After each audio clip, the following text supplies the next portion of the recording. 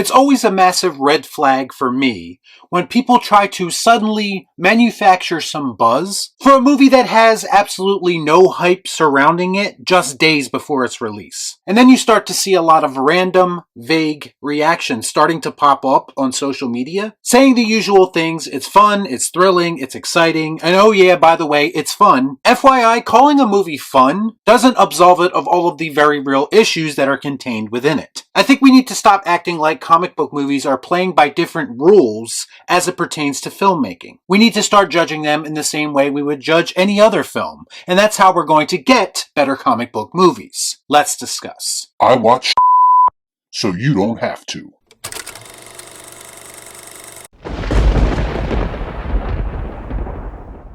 Before I get started, I'd like to kindly ask that you hit the like button, and please subscribe to the channel for more content just like this. Come on. Do it. Do it! Shazam! Fury of the Gods is a sequel to the 2019 origin story of Billy Batson. In this movie, Billy and his fellow superpowered foster kids are learning how to juggle teenage life with their adult superhero alter egos. That is until a vengeful trio of ancient gods arrives on Earth in search of the magic stolen from them. Full disclosure, unlike a lot of other people, I wasn't a big fan of the first Shazam movie. Truthfully, it did a lot of the same things that most modern comic book movies do, and when it comes right down to it, it felt like DC's first attempt to try to be more like Marvel, which I'm sure had nothing to do with that mostly positive reaction that it got. Nobody likes a smartass, alright? And Fury of the Gods is very much more of the same. In fact, I would venture to say that the two Shazam movies are about on par with each other from a pure quality perspective. And I'd have to question anyone who suggests that this movie is a massive dip in quality from either the first Shazam movie or any other comic book movie we've got in the past several years. That makes sense. For the most part, you've seen this all before. The hero has a personal problem and he lacks self-confidence. He's forced into a situation where he needs to overcome that, and we finish it all off with a big CGI fight fest. I mean, it's literally paint by numbers for superhero stories. The whole idea presented in the synopsis I just read to you at the beginning of this video, the part about them balancing being a teenager and an adult, isn't even really addressed in the movie in the capacity that it probably should have been.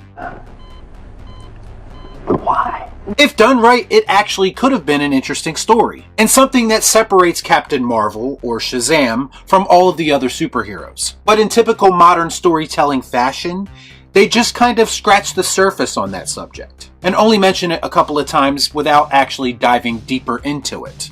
Put some effort into it!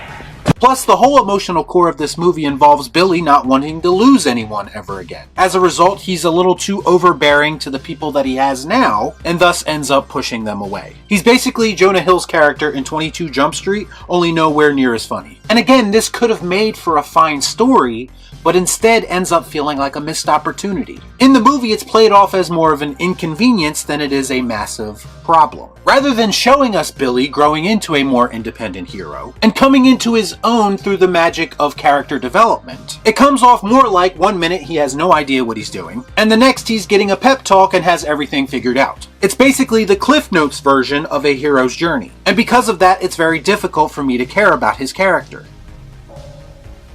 I don't give a Also, for a good portion of this movie, it feels like they wanted to make Jake Dylan Grazer's character the focal point of this movie, presumably due to the positive response to his character. But then they realized halfway through making the movie that Billy is in fact still the main character, and because of that, it feels a bit disjointed and lacking focus. And then we have the villains of this movie, the Daughters of Atlas. Completely new characters not in the comics that were made up just for this story.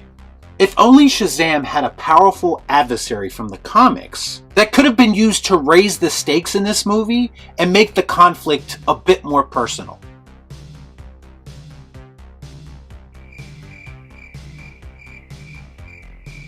The idea of creating completely new antagonists for a superhero movie could have been cool if they didn't go the most generic route with it. Imagine what a competent writer could do with that level of freedom, not being forced to work within the guidelines established in the source material. Who am I kidding? Nobody follows the source material anymore anyway. Regardless, the Daughters of Atlas are pretty much as one-dimensional as you would expect. You're pathetically predictable.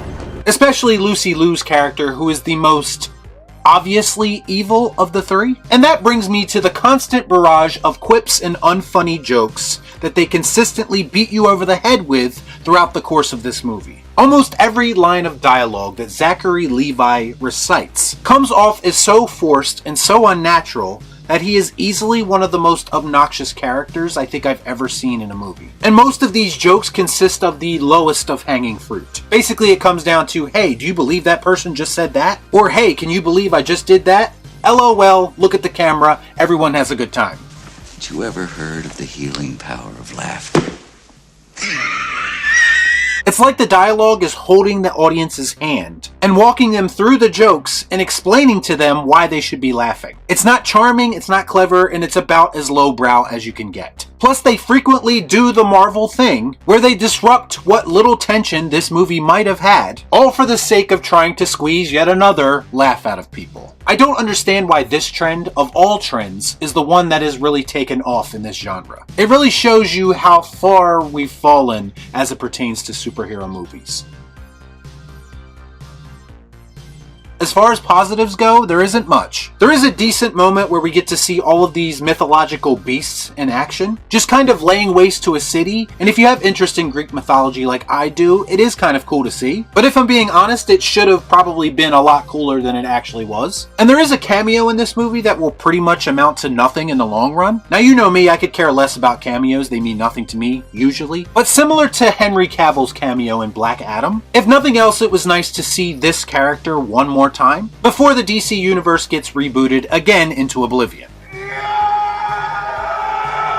And that's another big problem with this movie, is that ultimately everything in it means nothing. The movie was already in place prior to the change in leadership at DC, but once the reboot happens, it'll pretty much make this movie even more pointless than it already is. Listen, was Shazam! Fury of the Gods the worst thing I've ever seen? No, it wasn't. Did it do anything to make itself stand out in a very cluttered superhero movie market? No, it didn't. I wondered while watching it what the purpose was for this movie to exist. It's not merchandising. I seriously doubt that a lot of people are going out looking for Shazam merch. It's not really about trying to cash in on an established name, because let's face it, Shazam is nowhere near as bankable as, say, Batman is. Swear to me! It feels like because the first movie got a decent response, everyone involved felt obligated to make another one. But they really didn't have a great idea to justify the movie's existence. As a result, Shazam 2 just kind of feels like it's going through the motions. It exists just to exist. It's mostly forgettable and made me feel next to nothing, and that's why of course it's going to be getting the Careless Sam Gerard. I don't care! Y'all be cool. Shut up.